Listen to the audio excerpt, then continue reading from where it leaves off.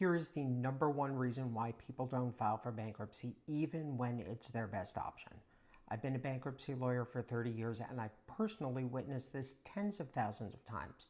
If you filed for bankruptcy, watch to the end because I have a very specific question for you.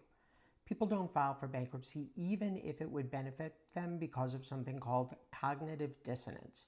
Cognitive dissonance refers to the situation that arises when your beliefs are conclusively rebutted by objective facts.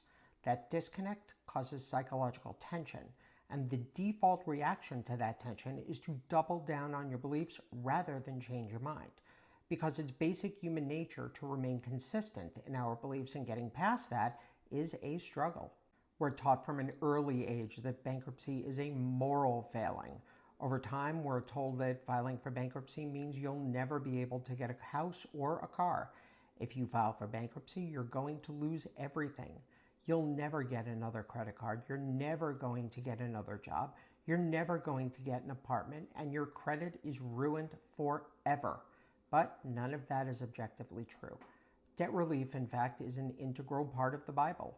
FHA mortgages are available 2 years after filing a Chapter 7 bankruptcy.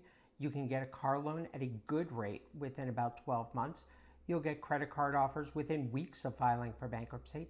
It's illegal to discriminate against somebody in employment situations because they filed for bankruptcy, so you can't be fired for filing for bankruptcy, and you can't be denied employment because of it. Don't take it from me, here's some proof. In 1998, a University of Michigan study found that at least 15% of U.S. households would benefit from filing for bankruptcy. A 2013 National Bureau of Economic Research study found that people who filed for Chapter 13 bankruptcy saw their annual income increase by 25.1%, had a 6.8% increased rate of employment, were 30% less likely to die within 5 years, and were 19.1% less likely to experience a foreclosure within 5 years.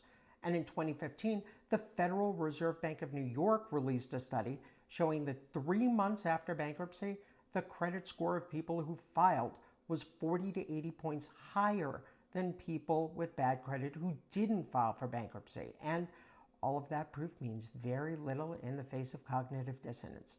But a critical way of beating cognitive dissonance is through stories that reinforce the facts and proof that is provided. Stories beat facts, figures, and studies. They're how we learn, and they're how those facts become real. If you filed for bankruptcy and you experienced a benefit, talk about it in the comments or put up a post talking about your experience. Were you able to keep what you wanted to keep? Were you able to get a car loan afterwards? How about a mortgage? Were you fired because of your bankruptcy? Were you turned down for a job? How much of a role did your bankruptcy play in renting a new place to live? Did your credit score ever improve? Your stories can help people get past their cognitive dissonance and into a better financial place. So let's make that happen.